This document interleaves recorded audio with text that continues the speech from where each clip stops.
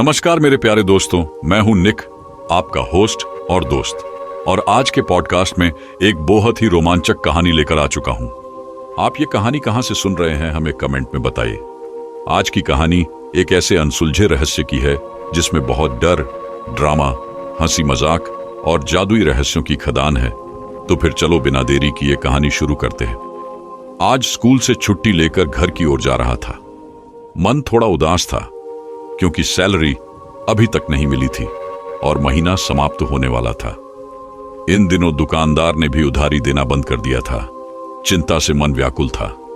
दोपहर का समय था और चिलचिलाती धूप से माथा ठनक रहा था। घर अभी 2 किलोमीटर दूर था।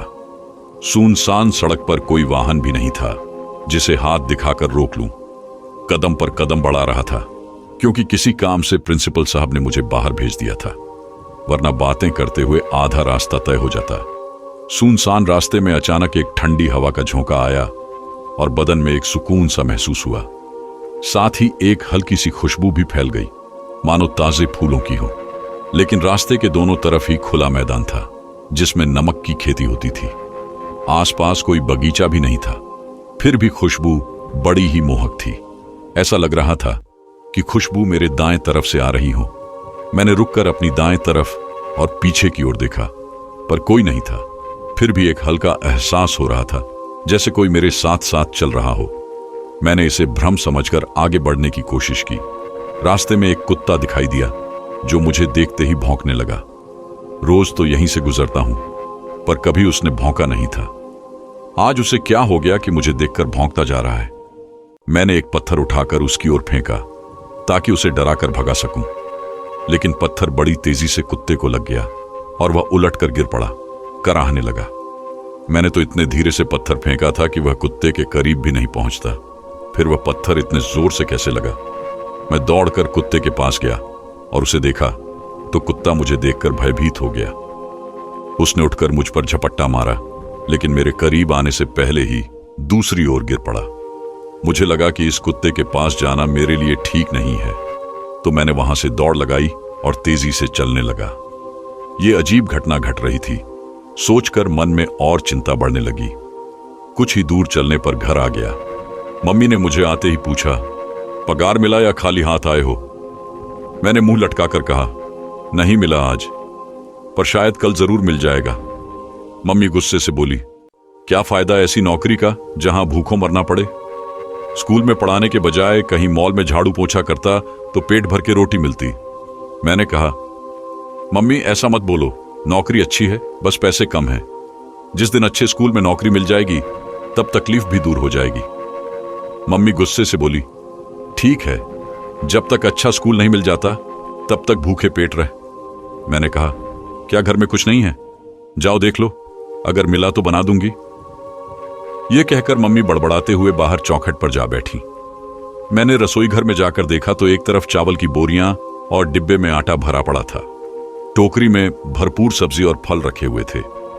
मैं हंसते हुए मम्मी के पास गया और पीछे से उन्हें गले से लगाकर बोला, क्या मम्मी, तू मुझे फंसा रही है? घर में तो करीब महीने भर का राशन है। मम्मी चिल्लाकर बोली, तेरी आंखें फूट गई हैं क्या? फिर मम्मी रसोई घर में गई और उसकी आवाज जैसे रुक गई। मम्मी ने बड़े ही शांत भाव से कहा, ये राशन कहां से आया? अभी तो नहीं था। मैंने मम्मी से कहा, चिंता मत करो, उधारी पर लाए हो, ठीक है, मैं चुका दूंगा, पर पहले कुछ बनाकर खिला तो दो। मम्मी ने कहा, पर मैं ये राशन नहीं लाई, उधारी भी नहीं। राशन वाले के पास गई थी लेकिन उसने दिया ही नहीं। मैंने कहा, पर तू तो गई थी ना, इसलिए राशन वाले ने यहां राशन छोड़ दिया होगा। उसे तो पता है कि समय पर मैं उसके पैसे चुका देता हूं। मम्मी अपनी जिद पर थी, पर मेरी भूख को देखकर रसोई में चली गई। मैं बाहर आकर बैठा, पर वह मंद मंद फूलों की खुशबू अभी भी आ रही थी। मेरे मन को लुभाए, मन मेरा बेचैन हो जाए। न जाने ये हवा किसे छू कर आए, ये प्यार भरा एहसास अपनी ओर मुझे बुलाए। न जाने कौन है यह जो मेरे दिल को छू जाए। हल्की सी ये फूलों की खुशबू न जाने कौन से उपवन से आए। ऐसी ही सोच में खोया हुआ था कि मम्मी की आवाज आई, अरे कहां गए? इतना आवाज देने पर भी नहीं सुन रहे। कहां गई तेरी भूख? कान फूट गए क्या तेरे? जल्दी से आ, खाना लगा दिया है। मैंने भी आवाज दी, हाँ अभी आया। मैंने झट से हाथ पैर धोए और खाना खाने बैठ गया। आज खाना बड़ा भी बहुत स्वादिष्ट बना था। ऐसा लग रहा था जैसे मम्मी ने खाने में अमृत घोल दिया हो। आज पेट भर के खाना खाया। अधिक खाने की वजह से थोड़ी नींद सी आने लगी थी। बस झट से चटाई डालकर लेट गया। पल भर में ही अच्छी नींद आ गई। नींद में मैंने खुद को नमक के खेत में दौड़ते हुए देखा और देखा कि खेत से लगे हुए झोपड़े में आग लगी हुई है। मैं डर कर उठ गया। मैंने मुंह धोया और बाल संवारे। शाम का समय था, इसलिए टहलने निकल गया। मस्त ठंडी हवा का आनंद लेते हुए जा रहा था। साथ ही साथ वह खुशबू मन को लुभाए जा रही थी। मैंने देखा मेरे स्कूल के कुछ बच्चे लगोची खेल रहे थे। मैं खड़ा होकर देख रहा था। बच्चों ने मुझे देखा तो जिद की, सर आप भी खेलो। खेलने का मन तो मेरा भी था, तो मैं कूद पड़ा मैदान में खेलने के लिए। एक बच्चे ने गेंद इतनी जोरदार फेंकी कि गेंद सीधे नमक के खेत में चली गई। मैं गेंद के पीछे भागते हुए नमक के खेत में पहुंच गया। ऐसा लगा जैसे यह घटना पहले भी मेरे साथ हो चुकी है। मैंने सामने देखा कि एक घर में आग की लपटें उठ रही थीं। मैं जोरदार चिल्लाते हुए उसी ओर भागा, क्योंकि वह मेरा ही घर था। मुझे लगा मेरी मम्मी घर के अंदर ही है। मैंने अंदर घुसने की कोशिश की, पर लोगों ने मुझे पकड़ रखा था। मेरी नजर कुएं के पास गई तो देखा कि कुछ महिलाएं मेरी मम्मी को घेरे खड़ी हैं। मैं भाग कर गया। मम्मी को देखकर मेरी जान में जान आई। मैंने मम्मी से पूछा तो पता चला कि मम्मी कुएं के पास बैठी थीं और घर के बिजली बॉक्स में धमाका हुआ था, जिससे घर जलने लगा। मम्मी सही सलामत थीं। मेरे लिए इतना ही काफी था। दोस्तों, क्या आपने भी कभी ऐसा महसूस किया है कि आप कोई काम कर रहे हैं और उसी वक्त आपको ऐसा लगे कि यह नजारा मैंने पहले भी कभी देखा है? मेरे साथ तो ऐसा बहुत बार हुआ है। अगर आपका भी ऐसा कोई अनुभव हो तो हमारे साथ कमेंट में शेयर करें। अब वापस कहानी की ओर चलते हैं। अचानक मुझे याद आया कि दोपहर में जब मैं सो रहा था, तब मैंने सपने में जलते हुए घर को देखा था। मैं समझ गया कि आगे जो अनहोनी होने वाली थी, उसका संकेत मुझे पहले ही मिल गया था, पर मैं कुछ नहीं कर सका।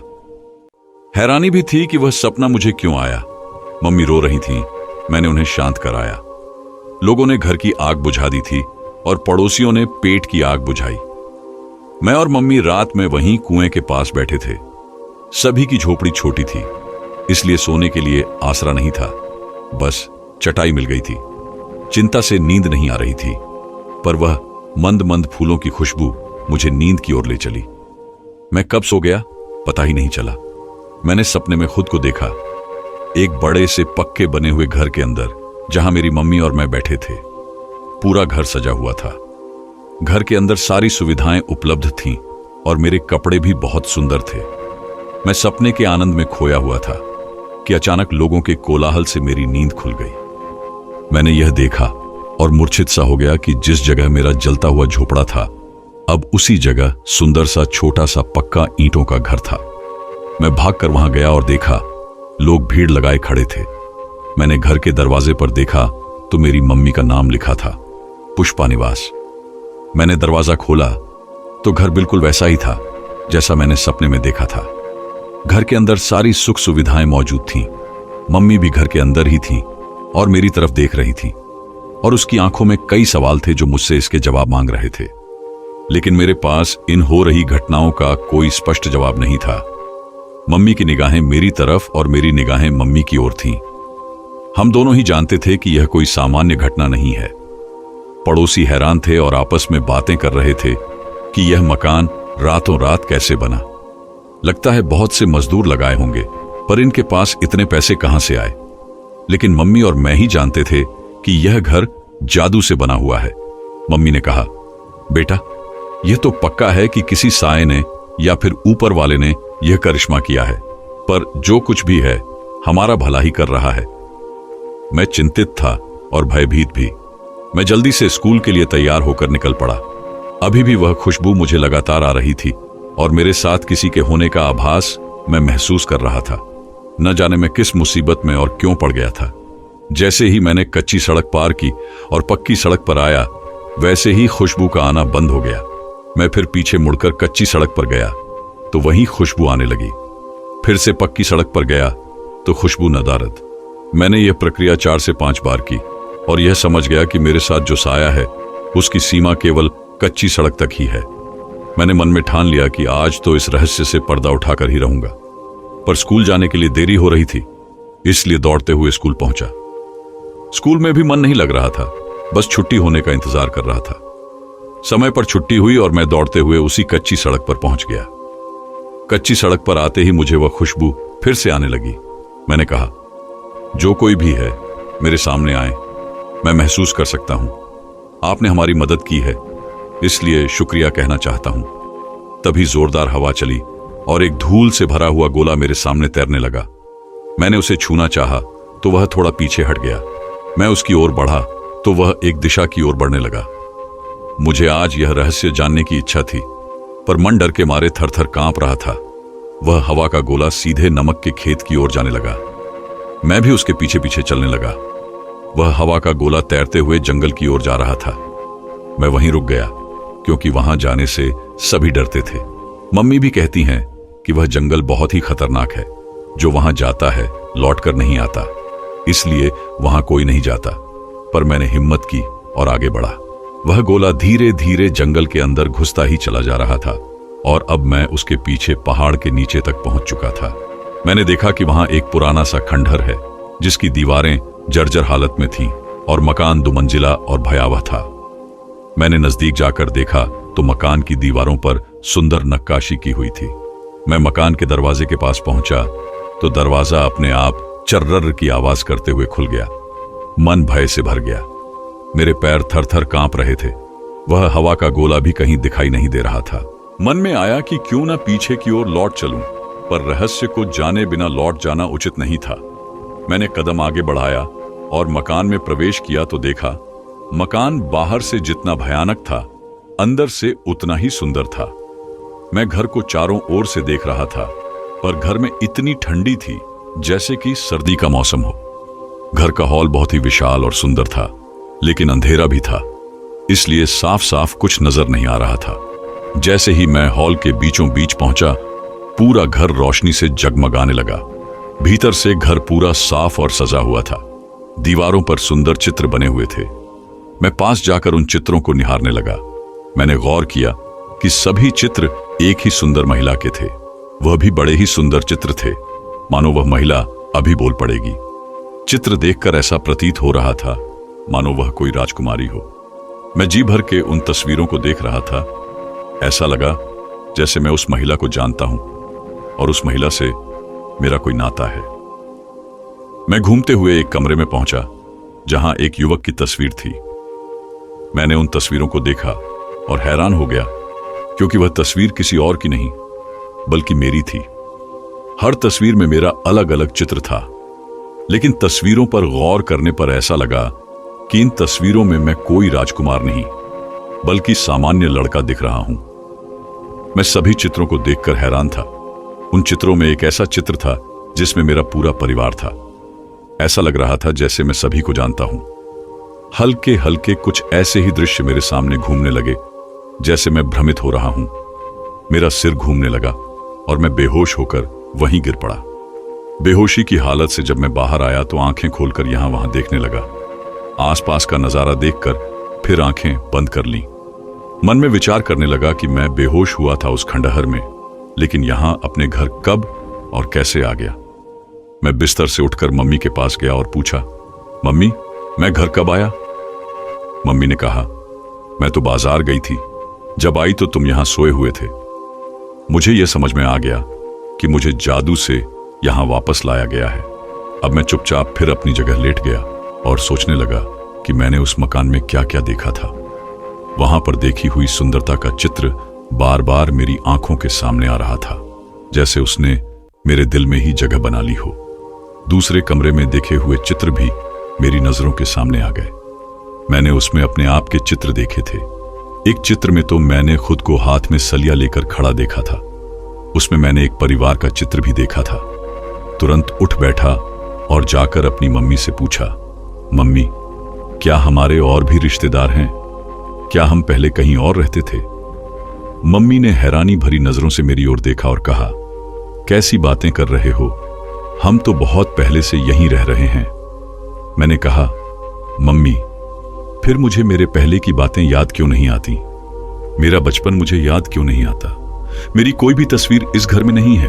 मेरे पास कोई भी सर्टिफिकेट भी नहीं है कि मैं कोई अच्छा काम कर सकूं। वो तो प्रिंसिपल साहब की मेहरबानी है कि मुझे स्पोर्ट्स के लिए स्कूल में रखा है। मम्मी ने कहा, बेटा, पिछले वर्ष बाढ़ में सब कुछ बह गया। अब तू ही बता, बीमारी से तेरी याददाश्त चली गई तो मैं क्या कर सकती हूं? तू चिंता मत कर, जाके आराम कर। मैंने एक सपना देखा जिसमें मैंने अपने आप को उसी परिवार के साथ देखा। 4 लड़कियां मेरी बहनें थीं और मेरे मम्मी पापा भी थे। एक लड़की और भी थी जिसके साथ मैं पढ़ाई कर रहा था, और मैंने वही सुंदरता देखी जिसके साथ मैं हाथ पकड़कर पानी में चल रहा था। मैंने एक बड़ा सा समुद्र और उसके अंदर एक महल भी देखा। वह सुंदरता अचानक मुझसे दूर होने लगी और मेरी नींद खुल गई। मैंने घड़ी में देखा, रात के करीब 3 बज रहे थे। मुझे कुछ समझ में नहीं आ रहा था। ये सपने मुझे क्यों आ रहे हैं? ये मेरे जैसा दिखने वाला लड़का कौन है और इसका परिवार मेरे सपने में क्यों आ रहा है? या तो यह मेरा बीता हुआ कल है या फिर आने वाला कल। मुझे इतना पता था कि आने वाले समय में मेरे लिए एक मुसीबत आ रही है। ये मेरे ही जीवन का कोई बड़ा रहस्य है या फिर कोई पहेली है जिसे मुझे सुलझाना है। मैं बिस्तर से उठकर मम्मी के कमरे में गया, जहां मम्मी ने एक पुराने बक्से को रखा था। जब उस दिन घर में आग लगी थी तो यही बक्सा बच गया था जलने से। मैंने धीरे से उस बक्से को खोला और सभी चीजें बाहर निकालने लगा ताकि मेरे बीते हुए कल का कोई सुराग मिल जाए। तभी मेरी नजर एक सलिए पर पड़ी। मैंने उसे उठाया और ध्यान से देखा तो ये वही सलिया था जो मुझे उस चित्र में और मेरे सपने में भी दिखाई दिया था। अब मैं और उतावला हो गया अपने इस रहस्य को जानने के लिए।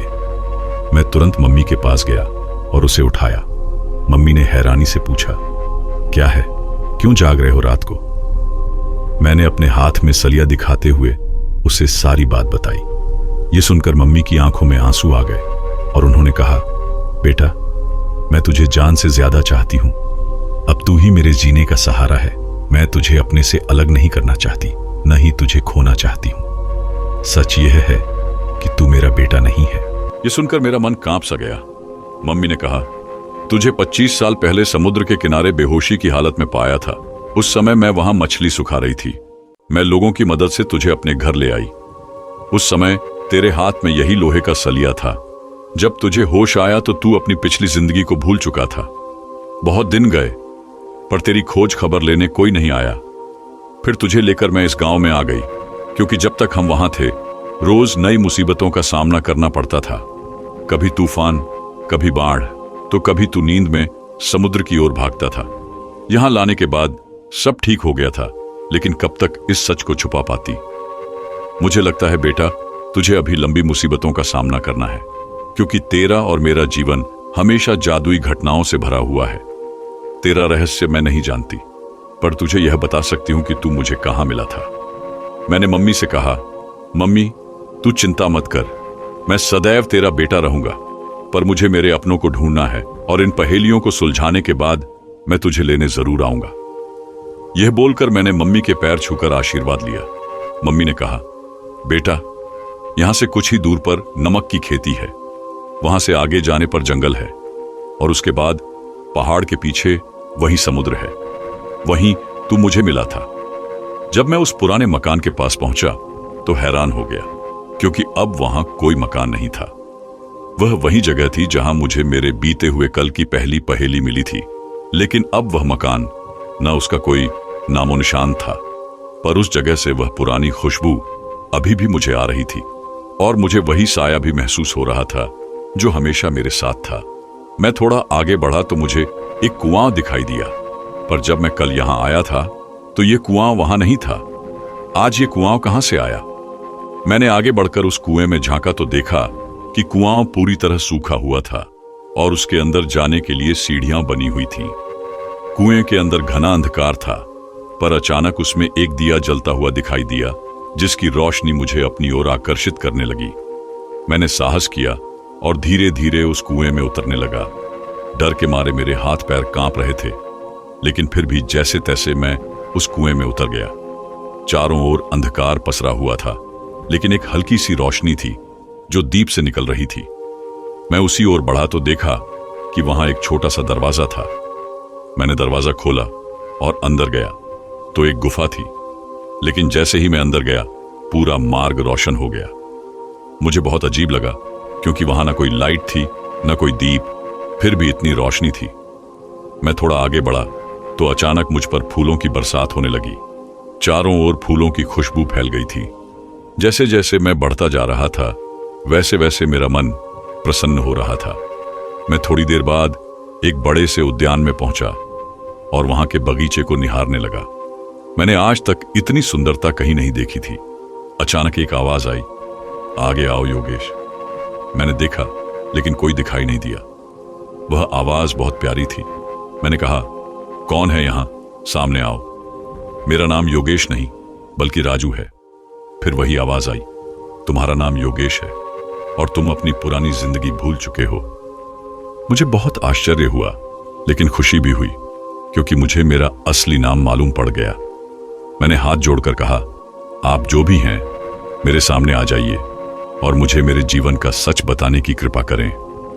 तभी एक प्यारी सी मुस्कान के साथ एक सुंदर सी परी मेरे सामने प्रकट हुई। उसकी त्वचा दूध जैसी सफेद थी, आंखों में लालिमा थी, होठों पर हंसी थी और चेहरे पर खुशी थी। उसने कहा, आपको फिर से सही सलामत देखकर मुझे अपार सुख हुआ। यदि आपको अपना सच जानना है तो यह जल ग्रहण करें। मैंने कहा, क्या है इस जल में? उसने कहा, यह जल औषधियों से परिपूर्ण है और इसके पीने से तुम्हें तुम्हारी याददाश्त और शक्ति फिर से मिल जाएगी। मैंने आश्चर्य से पूछा, कौन सी शक्ति?